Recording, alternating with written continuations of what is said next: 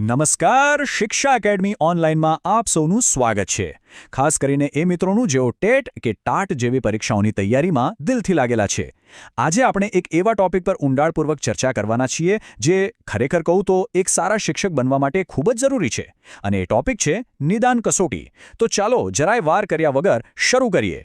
અમારો મુખ્ય ધ્યેય એક જ છે કે તમે આ પરીક્ષાઓમાં શાનદાર સફળતા મેળવો. તો સૌથી પહેલા આપણે એક બહુ જ સરસ ઉપમા સાથે આ વિષયને સમજીએ. ક્યારે વિચાર્યું છે કે એક શિક્ષકને લર્નિંગ ડોક્ટર એટલે કે શીખવાના ડોક્ટર તરીકે કેમ ઓળખવામાં આવે છે? ચાલો જોઈએ. જુઓ, આ ચિત્ર બધું જ કહી દે છે. એક શિક્ષકની ભૂમિકા ખરેખર એક ડોક્ટર જેવી જ છે.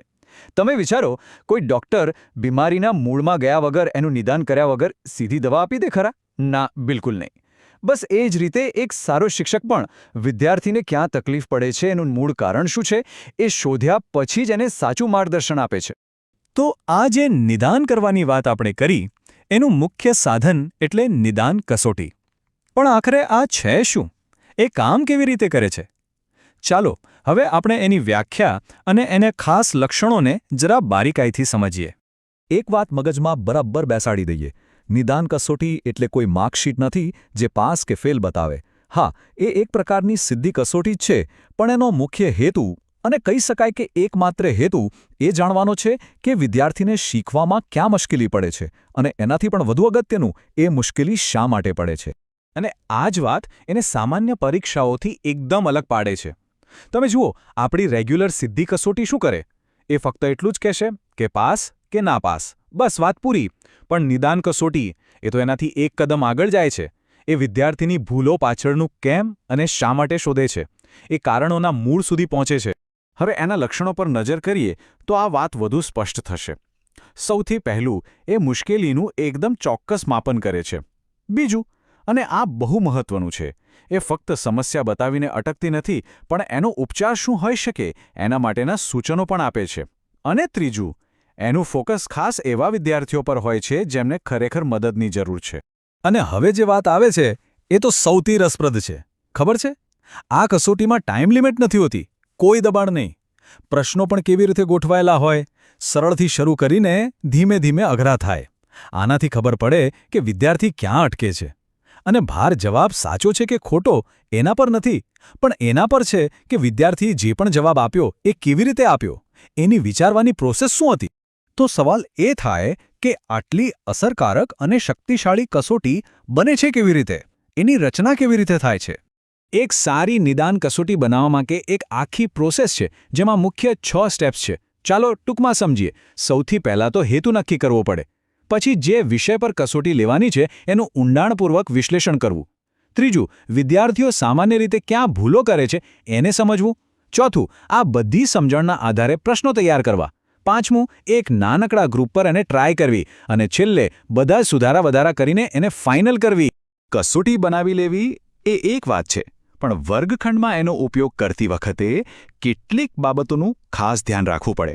જેમ કે કોઈ પણ વિદ્યાર્થી માટે મનમાં કોઈ પૂર્વગ્રહ ન રાખવો, એમને પૂરતો સમય આપવો, અને સૌથી અગત્યની વાત, કસોટીના પરિણામો આવ્યા પછી શું કરવાનું છે એનું ઉપચારાત્મક કાર્યનું પ્લાનિંગ પહેલેથી જ કરી રાખવું. સારું, તો જ્યારે આ બધું આટલી સારી રીતે કરવામાં આવે તો એના ફાયદા શું થાય, અને શું એની કોઈ મર્યાદાઓ પણ છે? બિલકુલ છે. તો ચાલો હવે આપણે નિદાન કસોટીના ફાયદા અને મર્યાદા બંને પાસાઓ પર એક નજર કરીએ. વિદ્યાર્થીઓ માટે તો આ જાણે એક વરદાન છે.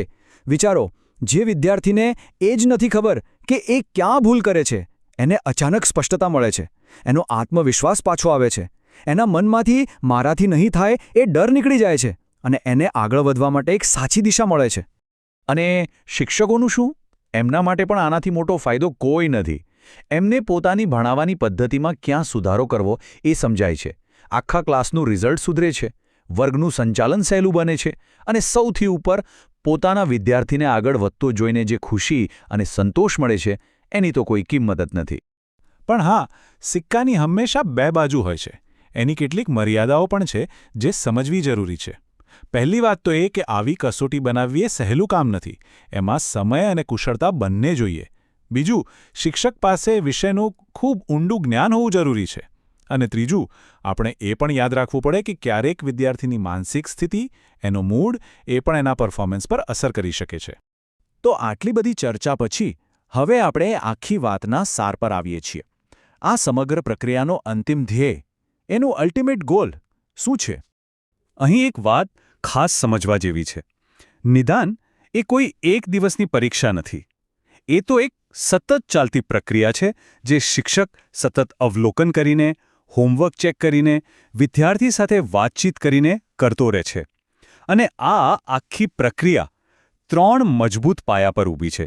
શું શીખવવું છે, શા માટે શીખવવું છે અને કેવી રીતે શીખવવું. આ એક વાક્ય આખી વાતનો નિચોડ છે. બરાબર સમજજો, નિદાન કસોટીનો હેતુ કોઈ વિદ્યાર્થી પર નબળો કે હોશિયાર એવો લેબલ મારવાનું નથી, ક્યારેય નહીં. એનો સાચો હેતુ તો એની સમસ્યાને સમજવાનો છે અને એ સમજીને એની શીખવાની જે સફર છે એને પાંઘો આપવાનો છે. તો અંતે નિદાન કસોટી એ પોતે કોઈ મંઝિલ નથી. એ તો મંઝિલ સુધી પહોંચાડતું એક સાધન માત્ર છે. અસલી હેતુ તો, શિક્ષણનો સાચો હેતુ તો દરેક વિદ્યાર્થીની અંદર જે સુષુપ્ત શક્તિઓ પડેલી છે એને જગાડવાનો છે. આ કસોટી એ શક્તિને જગાડવાની એક ચાવી છે. તો ચાલો વિચારીએ, આપણી આસપાસ એવું પહેલું કયું શીખવાનું અંતર છે જેનું નિદાન કરીને આપણે કોઈને આગળ વધવામાં મદદ કરી શકીએ.